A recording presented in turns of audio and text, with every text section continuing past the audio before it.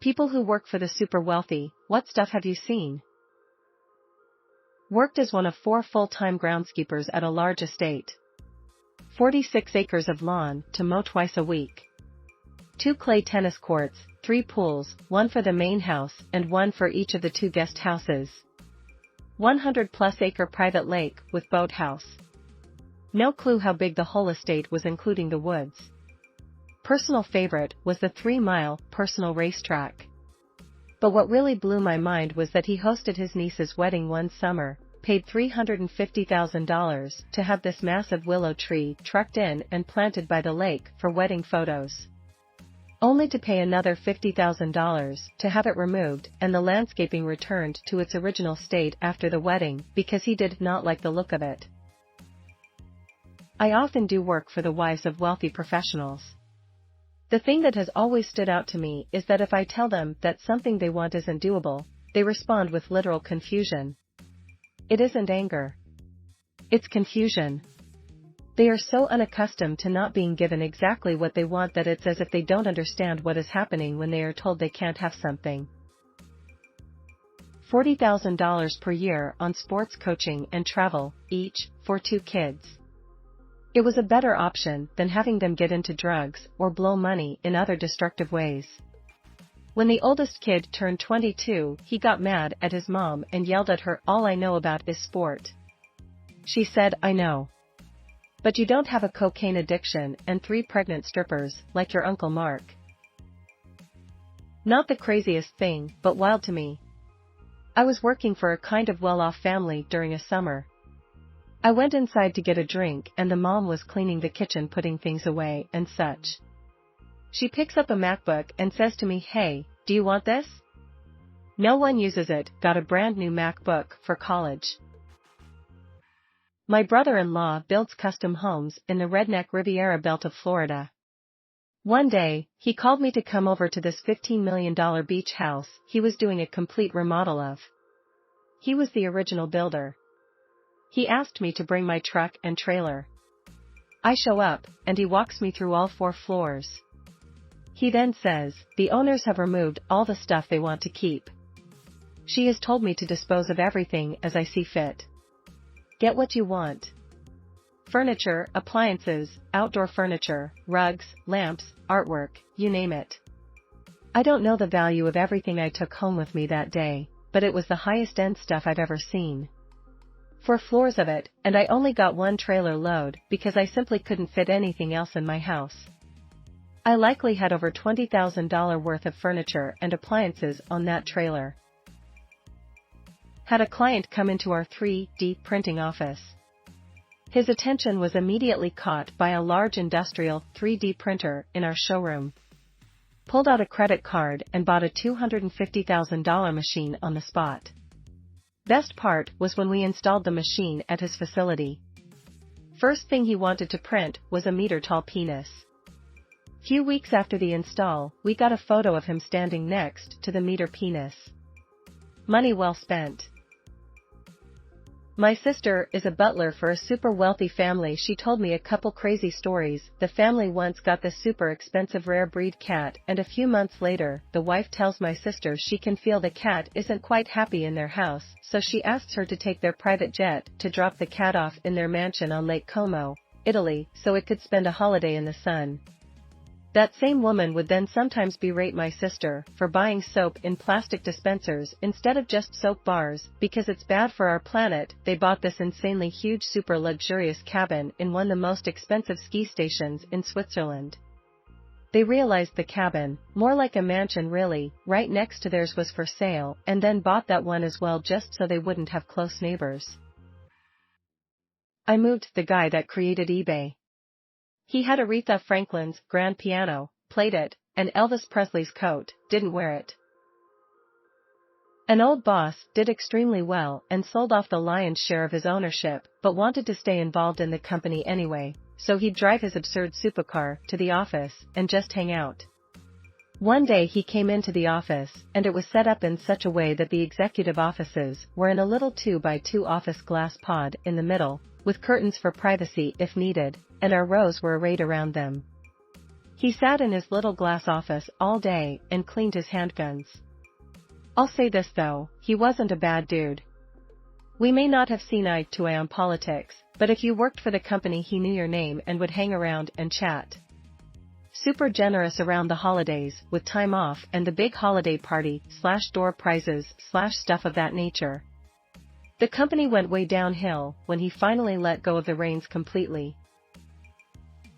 Bartending at a fancy party in a very wealthy older couple's house, where these people had art on display they had bought from museums.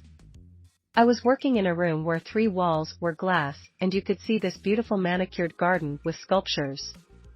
When the sun started to set, these big floppy-eared white bunnies started to appear and frolic around the yard. I asked someone who worked in the house about the rabbits. The rich people bought them as a garden feature. Every once in a while, they had to cull the rabbit population. The rabbits were decorations. This was also the night when I was making an older man a drink and he decided to ask me, "So, what are the poor people doing tonight?" I set up a party for a family out in the Hamptons that bought the house next door, just to level it and set up a giant temporary party tent on the plot. Wild shit. Their kids, all young 20s, never shut the door when using the bathroom. Plenty times while cleaning the house I'd walk past the bathroom and see one of their daughters on the can, they'd often wave or say hi. Fucking odd. The owner of my company had a customer pay off a giant debt by signing over a yacht to him. When he went to the marina to get the storage info transferred to his name and saw how much it cost to store the yacht there, he bought the marina. My bro worked on a super yacht, quit the day he saw a 14-year-old take a massive shit on the deck and tell him to clean it up. Bodyguard someone filthy rich with next to no class whatsoever. He bought a very sought-after rare classic car from a renowned Italian carmaker, had the roof taken off, painted it a ridiculous pink sparkle color and put it on the roof of one of his most central buildings in the middle of a large European city. The Italian carmaker offered to buy the car, presumably because they were absolutely disgusted with what he'd done to the car and didn't want the abomination to get further exposure as they felt it damaged their brand tremendously. He sold it to them. Was then banned from ever purchasing factory new models from that brand ever again globally. Had a client who purchased a newly built penthouse apartment and wanted a jacuzzi on the balcony. It would have meant a structural column was needed in the middle of the balcony below, which the contractor who built the apartment block wouldn't go for as it would impact selling that apartment. Client buys the apartment below, approves the column, jacuzzi is installed, then privately sells the apartment below. Voila, problem solved. Did appliance repair. One lady had a 10 by 12 walk-in wine cooler. Floor to ceiling, stocked with wine. In her living room. Another person's house was made of imported stone and had a library the size of 2-car garage. My favorite was an old lady who just had nice stuff. She took care of what she had. Every time I went, she gave me $40 for a nice beer with your lady. I would always refuse, but she insisted and was basically the typical granny everyone would want. I do high-end florals in very rich area. See tons of obscene shows of wealth all the time. The amount of money some of these people spend of flowers alone is unfathomable. The one that I always come back to is a client who we were decorating their house for Christmas. And as I was hanging garland around their 6-car garage, a separate garage than the one connected to the house, I look in to see each of the 6 spots has a car elevator and is 3 cars deep. So there were 18 of the same exact $350,000 plus car. Why would anyone need 18 of the same exact car? Let alone one that expensive. I did a catering job years ago for John Paul DeJoria, Patron Tequila, and Paul Mitchell. And his house was awesome. Riverside, Texas Hill Country. Beautiful place. We were packing up at the end of the night and the security guard came by and said, "Stay away from the windows, we are locking up." We said okay, and about 5 minutes later, these metal drop-down armor plates came out of the roof. It seemed and covered each window and door. Thick metal plating armor. I had a client gamble away $220,000 in one night. Never work for millionaires. They're just trying to prove something. Work for billionaires. They know what they want and will just pay what it costs to get it right. A caretaker getting paid $6 for keeping up a multi-million-dollar house that gets used 2 weeks a year. I worked on a billionaire's home installing his custom pool. He ordered a custom iridescent tile. For the whole pool, it cost $440,000 for material alone and another $400,000 to install it. We informed him that it was a special order and couldn't be changed once ordered. He approved. We installed it. Walks out, it looks amazing, all the people working on it thought so, says he doesn't like it, tear it out and replace it. All told he blew like $2.4 million on his pool tile before he got done. Fucker didn't bat an eye. Edit, pool, pictures of the pool, since everyone was asking. Edit 2, also worked on a house in that same area that had a $250,000 fish tank. Can't share pictures of that cause it was in someone's house, but still. Edit 3, 4 scale. The boat in the pictures behind the pool is 90 feet long.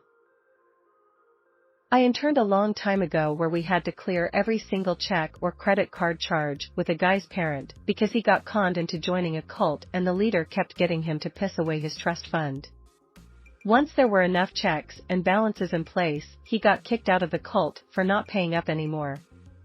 I felt bad for the guy. He was actually pretty nice, but his parents just pawned him off on the help while they traveled, and he was an easy mark because the cult made him feel loved.